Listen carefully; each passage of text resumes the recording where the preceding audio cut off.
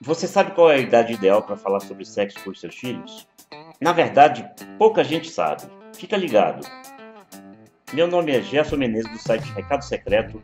Eu até coloquei aqui uma camiseta que eu ganhei do meu sobrinho, Rafael Araújo, que já fez um vídeo muito legal para o YouTube, está até ainda no ar. Não sei nem se ele continuou com esse projeto, porque ele mora em Curitiba e a gente não se via há muito tempo.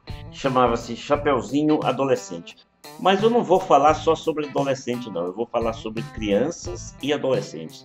Porque, na verdade, é na fase da infância que começam aquelas perguntas que deixam os pais meio sem jeito para responder sobre sexo, até sobre relacionamento. Na adolescência, ainda existe um pouco de dúvida. Na verdade, muitos adolescentes querem aparentar muito conhecimento, mas poucos têm conhecimento sobre sexualidade e relacionamento. Quando a gente fala em sexo, em sexualidade, em relacionamento, todas as coisas parecem óbvias, né? Porque as pessoas sempre analisam num esquema superficial. Mas tem muito mais coisa do que a gente imagina sempre. Então, uma das coisas que parece óbvia, qualquer informação, principalmente uma informação categorizada, é muito melhor do que falta de informação. Agora, é lógico, para cada idade ou para cada fase de idade, existe uma linguagem diferente. E isso você precisa aprender. Sabe como? Se informando. Mas o fato é o seguinte, você tem que orientar as crianças desde que elas comecem a manifestar dúvidas sobre essas questões. Agora, se o seu filho deseja participar, se sua filha deseja participar, não impeça, mesmo que você mantenha um esquema assim de monitoramento dos vídeos, mesmo que você queira assistir antes, não tem problema nenhum. Uma das primeiras coisas que deve ser dito para uma criança, eu acho que não vai entender ainda, mas um adolescente entende. Toda atitude tem uma consequência, toda atitude tem um desdobramento. Existe um ditado que eu acho muito interessante. Você é livre para agir, mas é escravo das consequências. Ou seja, agir, todo mundo age da maneira como quer. O cara faz uma grande coisa acertada ou faz uma grande besteira. Agora, as consequências, sobre as consequências, a gente não tem controle. Essa é a primeira noção que tem que ser passada para as pessoas jovens ou para as pessoas imaturas, porque idade não significa também maturidade. É importante que se diga isso. Tem pessoas com 18 anos que são extremamente maduras, com 20 anos são extremamente maduras, e tem pessoas com 30 anos ou mais que às vezes padecem de uma imaturidade que é até impressionante. Existe também outra palavra muito importante, que é diálogo. Diálogo é fundamental em qualquer relação. Isso aqui eu acho que é até uma coisa óbvia, mas, embora seja óbvia, muito pouca gente pratica o diálogo. O diálogo, quando fica ausente, ele normalmente gera conflito. A maioria das crianças e dos adolescentes que começam a vivenciar problemas é exatamente em função da falta de diálogo com os pais. É preciso ter muito cuidado. Você conhece a história do menino que queria ser televisão? É muito interessante você ler essa história. Era aquele menino que queria ver cercado de atenção, como a televisão é hoje. Às vezes os adultos estão vendo televisão, o filho fala alguma coisa, cala a boca, menino! Cala a boca, menino! Nós estamos vendo televisão. Quer dizer, a televisão hoje muitas vezes é mais objeto de atenção do que os próprios filhos, do que as próprias crianças. E depois não querem que haja problema na educação. A televisão passa a ser mais importante do que os filhos e querem que os filhos tenham a cabeça sadia.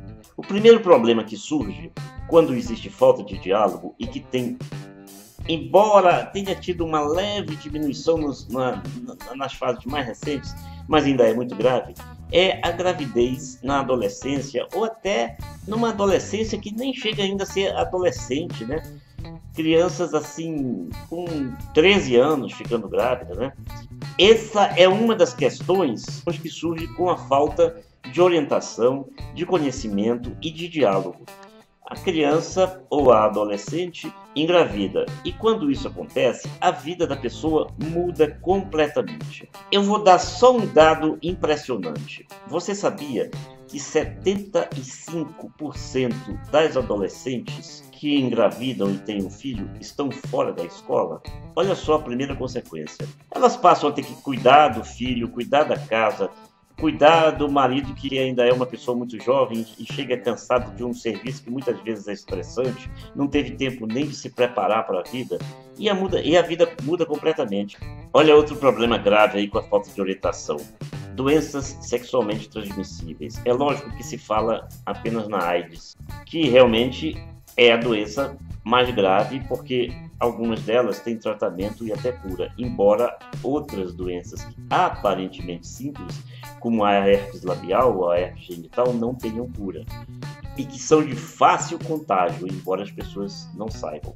Muitas pessoas não sabem. Mas olha, a AIDS está um pouco preocupando os médicos, porque devido a essa proliferação ou aperfeiçoamento, não sei se assim se pode chamar, dos chamados coquetéis, que apenas prolongam a vida do paciente, as pessoas passaram aparentemente a ter menos medo da AIDS ou a se prevenir menos.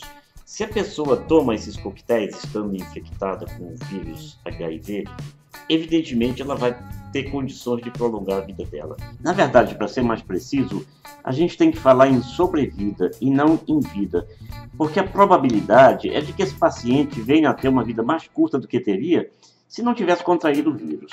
Mas é preciso também lembrar que a pessoa não vai ter mais uma vida normal.